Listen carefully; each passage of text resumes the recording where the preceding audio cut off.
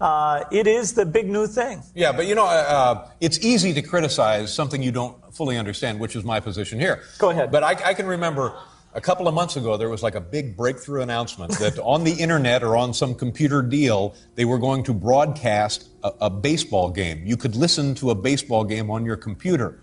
And I just thought to myself, does radio ring a bell? Seems to come from another world, from a distant time. And yet, it was just over 20 years ago. A blink in history. 100 years is a mere blink in the life of an elf. We often look back with great amusement, even a little condescension, and think, but how could they have missed that? Technologies that are now part of our daily lives seem obvious to us, in hindsight, yet innovations are almost always greeted with a certain amount of skepticism, even a certain amount of apprehension. Look, for example, at how people viewed electricity in 1900. Unfortunately, it seems that we have a whole range of cognitive biases that block these new ideas. Our brains have this annoying tendency to always want to simplify things, to favor information that confirms our preconceived ideas, and to protect the status quo. In this video, we will take a step back on some of the most important technologies of our time and see how they were initially perceived. And I think you will be surprised. Come on, let's go.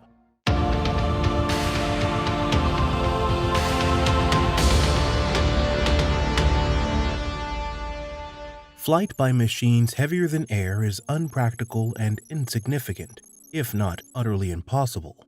So said the famous American astronomer and mathematician Simon Newcomb in 1902. Simon was not just anyone. He was a Harvard graduate, a member and holder of several positions in the American National Academy of Sciences, a fellow of the Royal Society in London, and a founding member and first president of the American Astronomical Union. Quite a curriculum. And yet, he failed to foresee one of the greatest inventions in human history. Unfortunately for Simon, the first motorized and controlled flights appeared only a few years after his unfortunate comment. There is a debate about who really flew first, between the Wright brothers, the Frenchman Clément Audouin, or the American Gustave Whitebeard. But in the end, it doesn't matter. Man was finally realizing one of his greatest dreams, one of his greatest fantasies, to fly. Today, billions of passengers take a plane every year, and one of the longest commercial flights in the world connects New York to Singapore. That is to say 15,300 kilometers without any stop, in a little more than 18 hours. And all this seems completely normal to us. But don't forget, it is a small scientific miracle. And if the researchers of the time had believed Simon on his word, aviation would probably never have broken through. I think there is a world market for maybe 5 computers. This one is not bad either. This is what Thomas Watson, the CEO and president of IBM, announced in 1943. Well, it seems that our friend Thomas made a slight miscalculation in his prediction. Nowadays, more than 300 million computers are sold worldwide every year, and this number is still growing. 2021 was a record year. There are many other examples of such catastrophic predictions, but I would like to mention 2 more that are particularly telling. The horse is here to stay, but the automobile is only a novelty, a fad. Here are the words of the president of the Michigan Bank announcing in 1903 to Henry Ford that he would not grant a loan to his new company, the famous Ford Motor Company. Well, it's true that at the time the automobile was not what it is today. At the end of the 19th century, the first cars were not adapted to dirt roads, had almost no autonomy, moved at the same speed or even slower than a carriage, and were often compared by the general public as rolling coffins.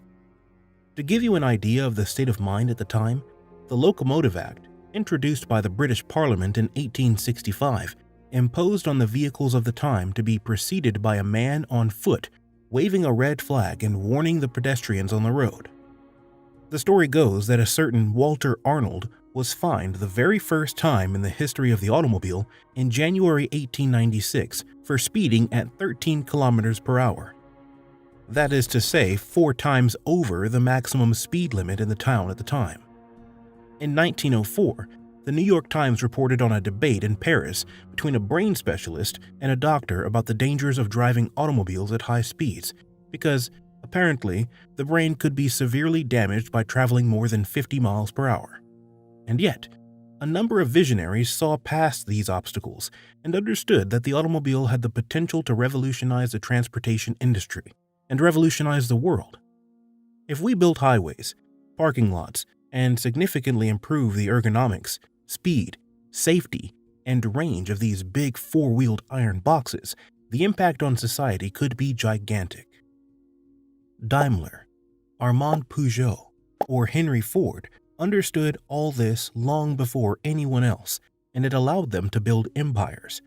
There is no secret. Very few people become rich and powerful without taking risks. Remember, the internet was not welcomed with open arms either, and it took a relatively long time for the general public to get really interested. As you can see, we started from quite far. But in a little more than 20 years, the internet has become indispensable. We cannot imagine the world without this technology today. The French spend more than 5 hours connected to the internet every day, and that's nothing compared to the Filipinos, number 1 in the ranking, who spend almost 11 hours glued to their screens. However, at the beginning, the internet was mostly considered as obscure and dangerous. It was a thing used by criminals and pedophiles, and then it was important not to put this tool in the hands of bad people at the risk of creating catastrophes.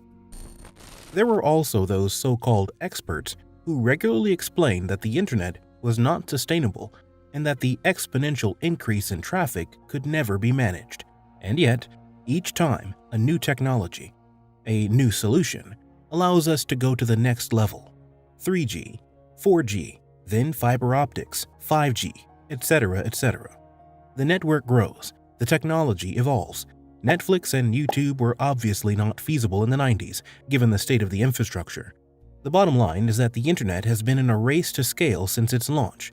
The lesson of history is not to condemn a technology today only because it does not seem immediately suitable for its final use. And now we come to Bitcoin. It's funny how the same criticism that the old-timers made about electricity, the automobile, or the internet are repeated almost word for word today, but this time against Satoshi Nakamoto's invention. Bitcoin is useless. Bitcoin is just a speculative bubble, a common Ponzi scheme. Bitcoin is dangerous. Bitcoin won't work. Bitcoin is an ecological disaster. Well, most of the time these criticisms simply show a fundamental lack of understanding of the subject, or even a certain intellectual dishonesty. Because yes, Bitcoin is disturbing. Bitcoin is worrying, like all the previous great inventions. Moreover, the frustration of not understanding and/or the feeling of having missed the boat a few years ago very often hampers the objectivity of the detractors even more. It's much easier to jump to the conclusion that Bitcoin is a scam or a worthless speculative tool than to really try to understand what it's all about. I'm speaking from personal experience. Understanding Bitcoin takes years. It's an infinitely complex subject involving mathematics, economics, political and social science. It's clearly not something you can learn about in an hour by watching a few YouTube videos. Now, in making this little presentation for some of the latest great human inventions, we certainly didn't mean to imply that all the current criticism and reluctance toward Bitcoin is wrong. There are probably valid arguments and a lot of things still to be worked out. But that's not the point here. This video is mostly meant to take a step back and warn you about authority bias. The guy has a nice suit and tie or a Nobel Prize, and he speaks on TV or radio, so he is necessary, right? False. An expert can also be wrong, and in a masterly way, as we have seen. So do your own research. Don't take anyone's word for it and keep an open and critical mind. Dare to understand for yourself. All major technological disruptions have split society in their time and have led to major controversies. On one side, the dreamers, the visionaries, the entrepreneurs, and on the other side, the conservatives and reactionaries. The fight has always been tough. At each of these pivotal times, we find people who are moving forward and others who are fundamentally resistant to change and who hang on to past ideas as if their lives depend on it. But, as Victor Hugo said very well, nothing is more important than an idea whose time has come. It is the direction of history. It is the direction of progress.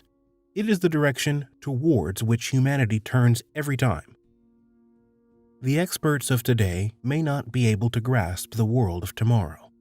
Candle makers did not understand how light bulbs worked at all. As Alexander Stachenko, the co-founder and CEO of Blockchain Partners, said very well already in 2019 during a hearing in front of the Senate.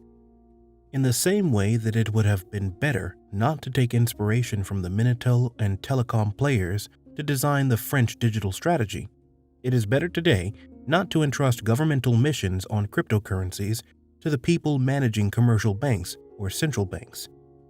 I completely agree with Alexander, whom we will have the pleasure to receive very soon on the channel. But back to Bitcoin. Despite resistance and obstacles, the Bitcoin community has grown steadily since 2009, doubling on average every year. Interestingly, Bitcoin's adoption is faster than the internet in the 1990s or the smartphone in the 2000s. If Bitcoin continues at this pace, the network will reach 1 billion users by 2025. Note also that no other technology or company has reached $1 trillion in capitalization so quickly. There is no doubt that a technological revolution is underway.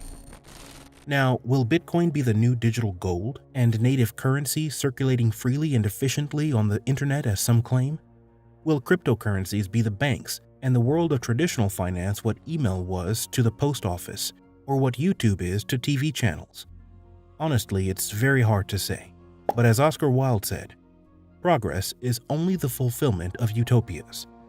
Since there is still a lot of things to work out, but Bitcoin is moving forward at its own pace.